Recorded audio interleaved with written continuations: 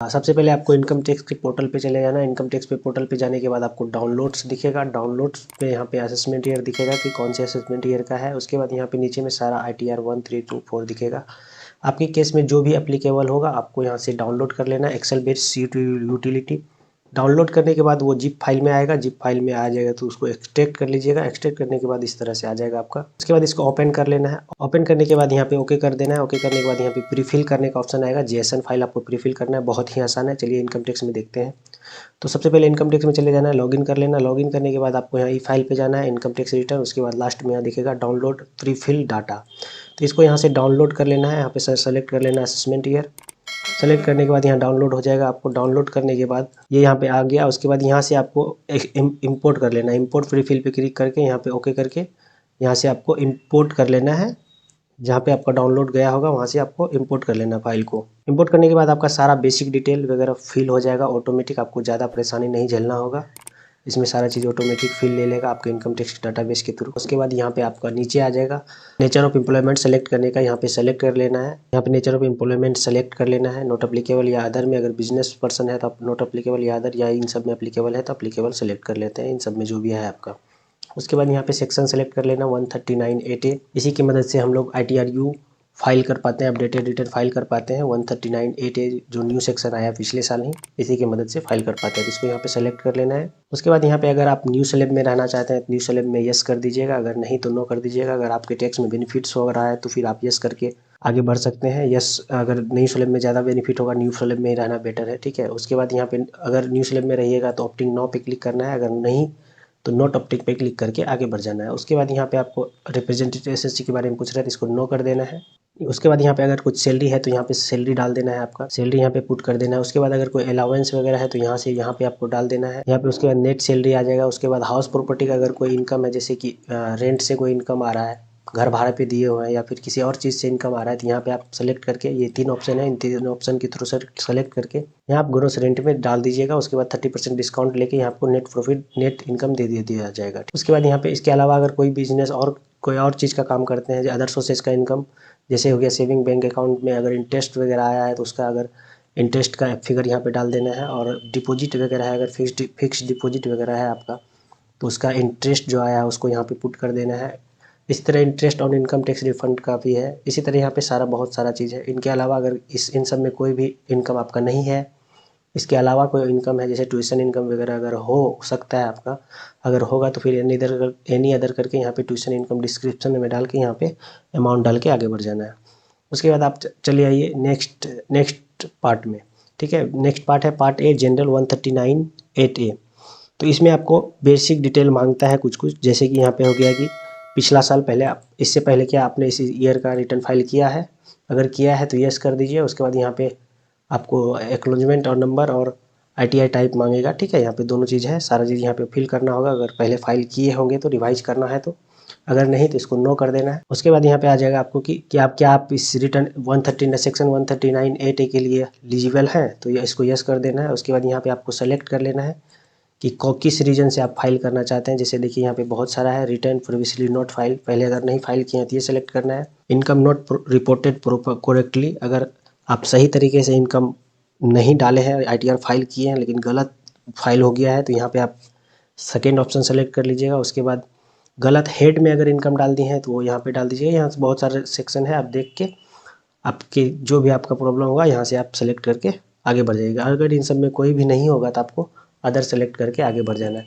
उसके बाद यहाँ पे ये ऑटोमेटिक सेलेक्ट आ जाएगा। अगर 19, 20 या 20-21 का फाइल करोगे तो ये सेकेंड ऑप्शन फाइल सेलेक्ट होगा, लेकिन ये 21, 22 में ये फर्स्ट वाला ऑटोमेटिक आ जाएगा, ठीक है। चलिए अब नेक्स्ट पार्ट में बढ़ते हैं। नेक्स्ट पार्ट में है, यहाँ पे आपको बिजनेस कोड डालना है कि क्या चीज़ का बिजनेस कर रहे हैं, आपका क्या चीज़ का काम है। यहाँ पे बिजनेस कोड डाल देना है और यहाँ पे ट्रेड नेम डाल देना है, बिजनेस का नाम क्या है, यहाँ पे बिजनेस कोड डाल देना है। अगर डिस्क्रिप्शन में कुछ डालने का मन है तो डाल दीजिएगा, नहीं तो छोड़ दीजिएगा। उसके बाद यहाँ पे आता है कि ग्रोस टर्नओवर डालने का, ग्रोस टर्नओवर या ग्रोस रिसिप्ट। अगर आप बैंक अकाउंट के थ्रू काम किए हैं या चेक के थ्रू काम किए हैं तो आपको यहाँ पे अमाउंट डालना है जितना टर्नओवर किए हैं बैंक अकाउंट के थ्रू, ठीक है। उसके बाद अगर बैंक अकाउंट के थ्रू नहीं कैश में किए हैं तो यहाँ पे आपको एनी अदर मोड में डाल देना है। टोटल टर्नओवर डालना है, ध्यान रहे टोटल सेल, टोटल जितना आप सेल किए हैं एक साल में, फाइनेंशियल ईयर 21-22 में, उस सेल को यहाँ पे आपको डालना है। उसके बाद यहाँ पे आ जाता है, अगर आपने चेक या बैंक के थ्रू कोई भी बिजनेस काम किए हैं, बिजनेस का ट्रांजैक्शन किए हैं, तो आपको यहाँ पे डालना है और इसका प्रॉफिट डायरेक्ट आपको 6% में डालना है। यहाँ पे 6% में डालना है, ठीक है। इसका प्रॉफिट अगर आप बैंक वाला में टर्नओवर डालते हैं तो फिर आपको 6% में ये आपको प्रॉफिट डालना है। अगर आप एनी अदर मूड में डालते हैं तो आपको यहाँ पे 8% वाला में डालना है। तो एनी अदर मूड में हमने सेलेक्ट किया और यहाँ पे 8% में डाला है। मिनिमम ये है, मिनिमम 8% आपको डालना ही होगा और इसमें मिनिमम 6% आपको डालना ही होगा प्रॉफिट मार्जिन, ठीक है। उसके बाद यहाँ पे आ जाता है ये 44 ADA के लिए, अगर प्रोफेशनल हैं आप, प्रोफेशनल्स हैं, तो फिर आपको यहाँ पे ITR कोड डालना होगा और यहाँ पे डिस्क्रिप्शन डालना होगा और यहाँ ग्रॉस टर्नओवर डालना होगा। यहाँ पे 50% मिनिमम इनकम आपको डालना होगा प्रॉफिट, ठीक है। उसी तरह यहाँ 44 AE भी है, ठीक है।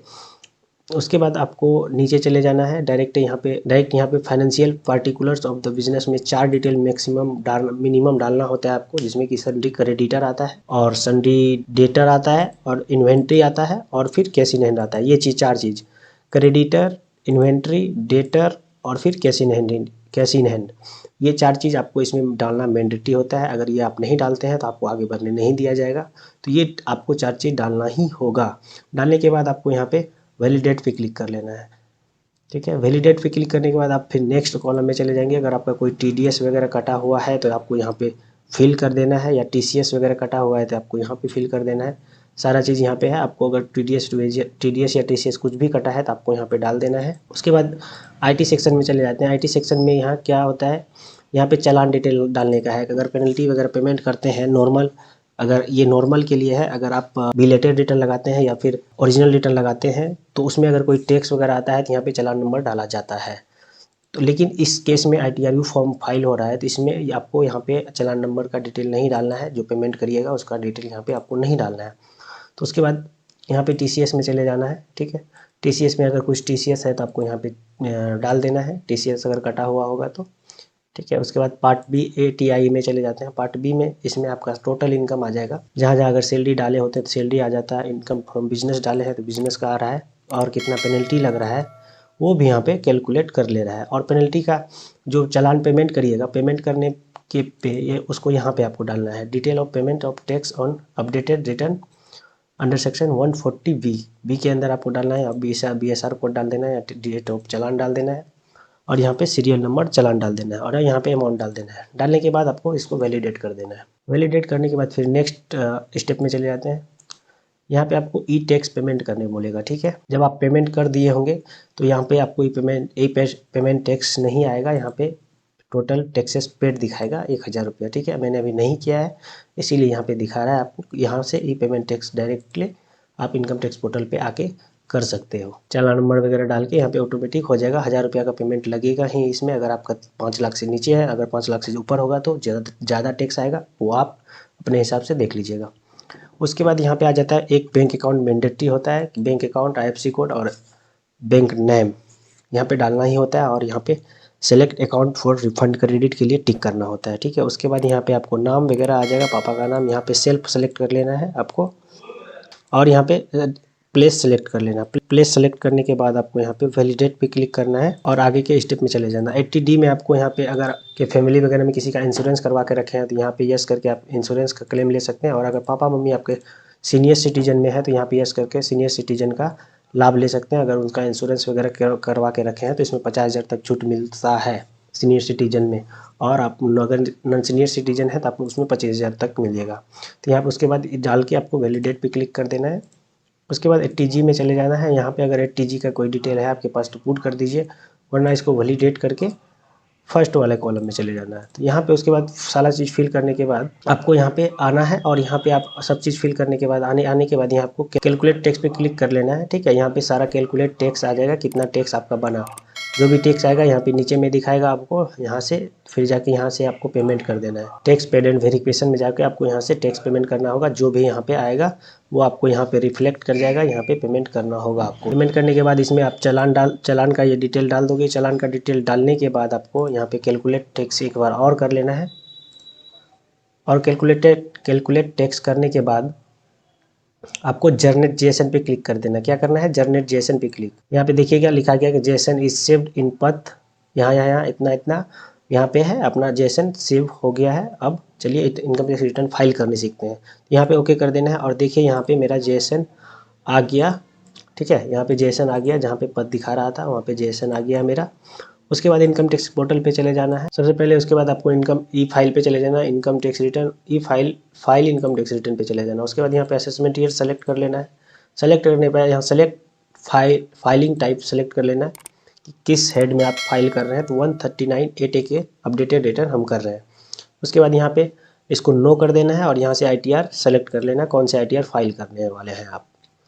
जिस ITR का आप जेसन ये एक्सेल यूटिलिटी डाउनलोड किए होंगे उसी ITR का आपको यहाँ पे सेलेक्ट करना है।